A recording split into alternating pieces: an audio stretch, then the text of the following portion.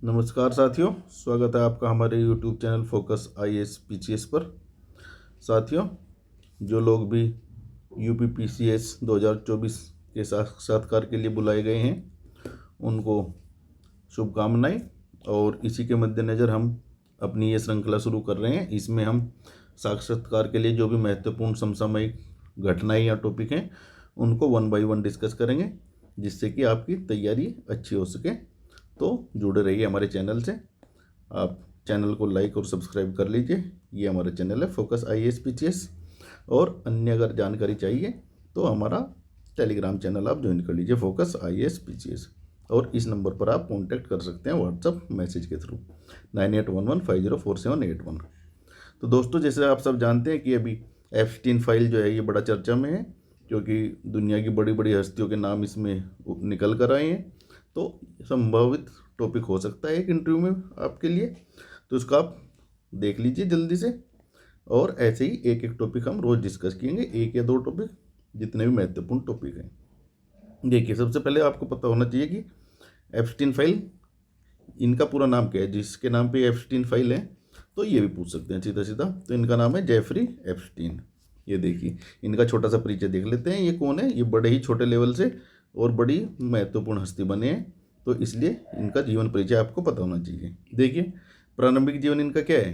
ये ब्रुकलिन जो है न्यूयॉर्क में है, वहाँ ये पैदा हुए थे 1953 में। और ये एक यहूदी थे, ये आप याद रखिए। जन्म तिथि रखने की जरूरत नहीं होती, बस ये पता होना चाहिए कि ब्रुकलिन न्यूयॉर्क में पैदा हुए थे और यहूदी परिवार से इनका संबंध था। इनकी पूरी पढ़ाई भी वहीं हुई थी। और इनका करियर क्या है, इन्होंने देखो एक इन्वेस्टमेंट बैंकर के रूप में अपना करियर शुरू किया था। और वहाँ पर इनकी क्या पोस्ट थी? एक छोटी सी पोस्ट थी, फाइनेंशियल मैनेजर। उसके बाद ये बड़े ही लोगों में शुमार शामिल हो गए और अरबपति बन चुके। इनके अपने महंगे घर थे, निजी द्वीप थे। और ये सब जो है गोरख धंधा इनकी गलत कमाई के कारण ही बन पाया था इतनी प्रॉपर्टी। तो इनके ऊपर केस क्या था ये देख लीजिए। पहले देखते हैं कि एप्स्टीन फाइल मुद्दा है क्या, ये देख लीजिए आप पहले। देखिए, एप्स्टीन फाइल से आशय, अगर आपसे पूछता है इंटरव्यू में कि एप्स्टीन फाइल है क्या, तो आप ऐसे नहीं बताएं कि जी इसमें कुछ लोगों के नाम हैं जो गलत कामों में इन्वॉल्व थे। ऐसे आप आंसर नहीं दे सकते। आपको एक अधिकारी के समान आंसर देना है, उत्तर देना है वहाँ पर। तो आपको ऐसे थोड़ा टेक्निकल उत्तर देना चाहिए कि एप्स्टीन फाइल से आशय उन न्यायिक दस्तावेजों, गवाहियों, कोर्ट रिकॉर्ड, संपर्क सूची अर्थात कॉन्टैक्ट लिस्ट, और यात्राएं, जो यात्रा जो करते हैं बड़े बड़े लोग, उनके लोग अर्थात उनकी डिटेल, और जांच रिपोर्ट से जो अमेरिकी फाइनेंसर जेफरी एप्स्टीन और उनके यौन शोषण नेटवर्क से संबंधित है। क्योंकि इनका नाम क्यों आया है? यौन शोषण नेटवर्क के कारण।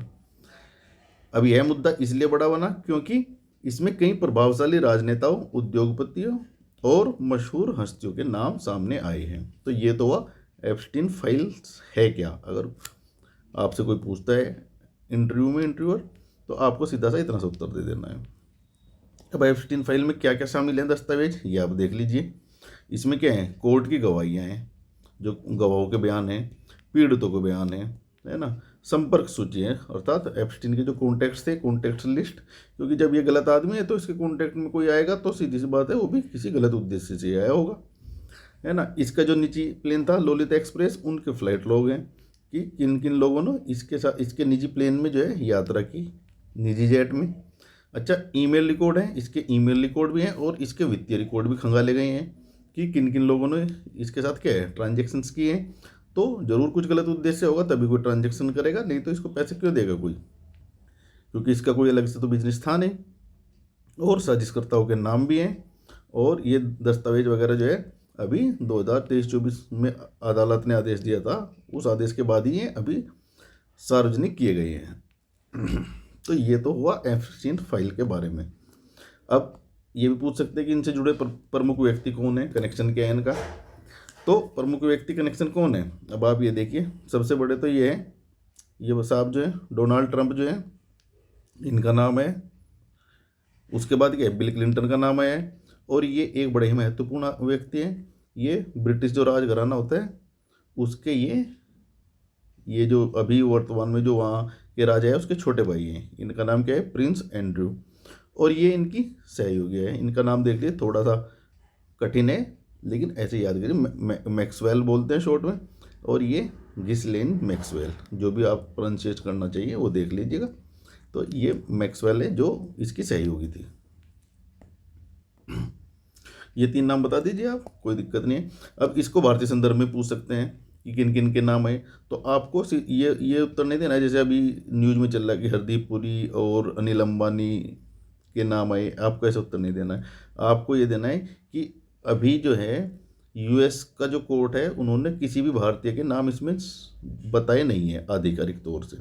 जो भी नाम अभी आए हैं वो केवल मीडिया के हवाले से आए हैं और उसको सत्य नहीं माना जा सकता है। तो आपको भावुक होकर आंसर नहीं देना है कि जैसे कि आम आदमी मीडिया में पढ़ेंगे कि अच्छा जी अनिल अंबानी का नाम आया, कुछ लोग तो मोदी जी का भी नाम बता रहे हैं और कई मंत्रियों के नाम बता रहे हैं। तो आपको ये उत्तर बिल्कुल नहीं देना, आपको अपने मुंह से नाम नहीं बताने हैं, आपको बताना है कि ये कोई सत्यापित खबर नहीं है, ये केवल मीडिया जो है, मीडिया में अभी अफवाहें हैं उनके आधार पर ही कुछ नाम निकल कर आ रहे हैं। अर्थात भाई मीडिया में, फाइल में या मीडिया में नाम आना कोई अपने आप में कोई दोष तो है नहीं, ये संपर्क है और मीडिया पता नहीं किसकी डेटा के आधार पर संपर्क बता रहा है, वो गलत भी हो सकते हैं। अब थोड़ा ऊपर चलते हैं, देख लेते हैं। इसका जीवन परिचय दिया, ये हम बता चुके हैं। इसके ऊपर केस क्या क्या लगे थे जब आरोप साबित हुए, तो ये 2 केसेस महत्वपूर्ण है, फ्लोरिडा केस और न्यूयॉर्क में इसकी गिरफ्तारी हुई थी 2019 में। अब पहला जो केस था फ्लोरिडा राज्य का जो केस था, देखिए आपको ये पता होगा कि जब न्यायपालिका आप पॉलिटी में पढ़ते हैं ना, तो हमारे यहाँ तो एकीकृत न्यायपालिका है, लेकिन यूएस में ऐसा नहीं है। वहाँ पे क्या है, संघ की न्यायपालिका अलग है और जो वहाँ के स्टेट्स हैं वो अपने आप में इंडिपेंडेंट है, वो अलग है। ऐसा एकीकृत सिस्टम नहीं है जैसे हमारे यहाँ के सुप्रीम कोर्ट के अंडर में हाई कोर्ट आएंगे, है ना, हाई कोर्ट के अंडर में फिर डिस्ट्रिक्ट कोर्ट्स आएंगे, लोअर कोर्ट जो बोलते हैं। वहाँ क्या है कि अपने हर राज्य की एक सुप्रीम न्यायपालिका है और संघ की एक सुप्रीम न्यायपालिका है। तो इसके ऊपर जब ये फ्लोरिडा केस चला था तो वहाँ पर क्या हुआ था, ये आरोप लगाए गए थे कि नाबालिग लड़कियों के यौन शोषण में इसका नाम आया था, है ना। उसके बाद क्या हुआ था, इनको 13 महीने की जेल हुई थी और आंशिक रिहाई की भी सुविधा दी गई थी।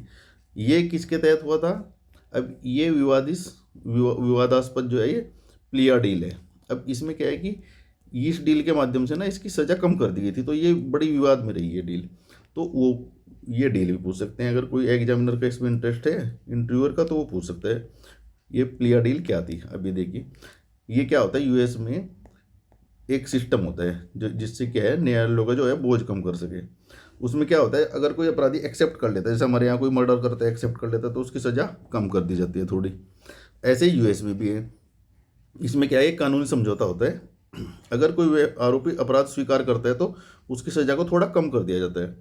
तो इसी लूप होल का फ़ायदा इन्होंने उठाया, जो जेफरी एप्स्टाइन थे, इन्होंने क्या फ़ायदा उठाया कि कुछ आरोप स्वीकार कर लिए और मिली भगत से इसकी क्या है, क्योंकि प्रभावशाली व्यक्ति था, इसकी जो है सज़ा कम कर दी गई। जबकि नाबालिग के केस में तो क्या है, वहाँ तो उम्र कैद होती है, तो यहाँ नाबालिग के केस होने के बावजूद भी इसको केवल कितनी 13 महीने की सज़ा दी गई। तो ये महीने महीने याद करने की ज़रूरत नहीं है, बस ये डील ऐसी थी, ये मोटा मोटी समझ लेना है। अब यही कि मुकदमों का बोझ घटे, और इसी के ऊपर क्या है, फिर लोगों ने ऑब्जेक्शन किए कि भाई इतने हल्के में इसको कैसे छोड़ दिया। और यही नहीं कि मतलब उसको ना बीच बीच में बाहर आने का, जैसे हमारे यहाँ पैरोल होती है, उसकी भी छूट दी गई कि आप काम भी कर सकते हैं बाहर जाकर, जो आपके ऑफिस के काम है। तो ये सब जो है प्लिया डील है, ये आप देख लीजिएगा। आगे चलते हैं। यूएस के तो ये व्यक्ति है ही, इंडिया के बता दिया आपको, इससे ज़्यादा आपको देखना नहीं है इसमें। अब ये देखिए इसकी फिर दूसरी न्यूयॉर्क में इसकी गिरफ्तारी हुई थी, वहाँ भी यही सेम आरोप लगे थे, है ना।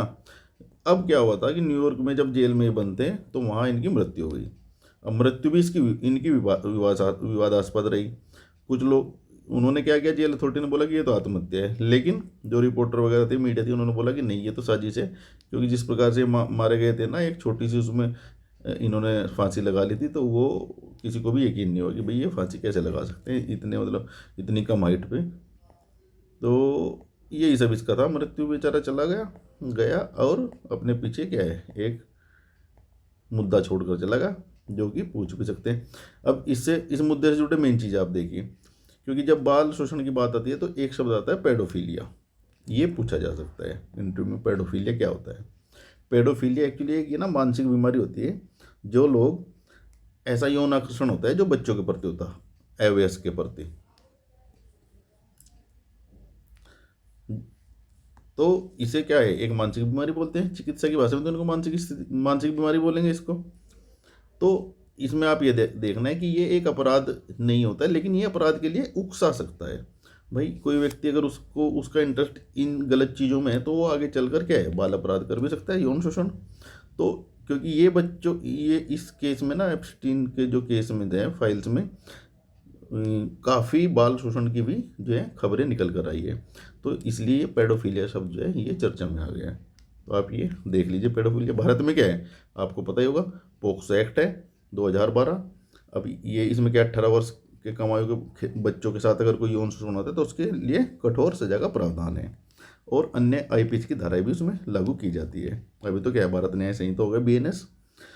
तो भारत में क्या स्थिति है कि अगर कंसेंट है, बच्चा अगर ये नहीं कह सकता, भाई बाल अपराधी जो है ये नहीं कह सकता कि बच्चे की सहमति से मैंने ये अपराध किया है, तो उसको मान्य वो कोर्ट में नहीं है। बच्चा सहमति दे या ना दे, उसके बाद भी क्या है, उसको सजा होगी पोक्सो के तहत ही। ये चीज़ आप देख लीजिए। पेडोफिलिया क्या होता है, एक मनोवैज्ञानिक स्थिति है। चाइल्ड सेक्सुअल अब्यूज क्या होता है, जब वास्तविक शोषण करता है कोई, इसके बाद ये स्थिति उत्पन्न होती है। और इसके अलावा क्या है, आपने ये भी सुना होगा, चाइल्ड पोर्नोग्राफी क्या होता है, ये चाइल्ड सेक्सुअल एब्यूज मटेरियल, जैसे कि कोई सीडी बनाई, किसी ने फोटो किया बच्चे का अश्लील हरकत करते हुए, तो इस प्रकार से ये भी गंभीर अपराध की श्रेणी में आता है। अगर किसी के पास ये पाया जाता है तो इंडिया में क्या है, ये भी एक गंभीर अपराध की श्रेणी है। तो ये 2-3 शब्द है आपने, वो पेडोफिलिया, जेफरी एप्स्टीन, इसके बारे में आपने देख लिया। इंडियन हस्ती या बाहर की हस्ती के कुछ भी पूछता है तो अभी आपको ये बोलना है कि इसका जो है कि सर अभी आरोप कोई सिद्ध नहीं हुए, केवल ये मीडिया की ही प्रचलित खबरें हैं। तो इससे ज़्यादा पूछेगा भी नहीं और आपको पढ़ने की ज़रूरत भी नहीं है। बाकी अगला टॉपिक हम देखते हैं कल, एक अच्छा सा टॉपिक लेकर आएंगे, 1 या 2, और आपके ऐसे ही कर करके धीरे धीरे 10 से 20 टॉपिक जो महत्वपूर्ण है न्यूज़ में, वो चर्चा में जो है अभी, वो डिस्कशन कर लेंगे उनका। इसके लिए आप दोस्तों चैनल को लाइक सब्सक्राइब कीजिए, और जितने भी छात्र जो है जिनका इंटरव्यू है वो आप यहाँ पर मैसेज कर सकते हैं कि जिनका भी इंटरव्यू है, तो उनके लिए थोड़ा एक्स्ट्रा कंटेंट वगैरह प्रोवाइड कराने की कोशिश की जाएगी, और ये ग्रुप हमारा आप ज्वाइन कर लीजिए। तो मिलते हैं नेक्स्ट वीडियो में, तब तक के लिए पढ़ते रहिए और न्यूज़पेपर वगैरह पढ़ते रहिए, संपादकीय पढ़ते रहिए डेली आप, और बाकी तैयारी करते रहिए बिल्कुल कॉन्फिडेंस के साथ। घबराने की जरूरत नहीं है, इंटरव्यू है बड़ा ही अच्छे तरीके से वहाँ होता है, तो आप जो है इसको ज़्यादा तनाव लेने की ज़रूरत नहीं है। तो मिलते हैं अगले वीडियो में। थैंक यू दोस्तों।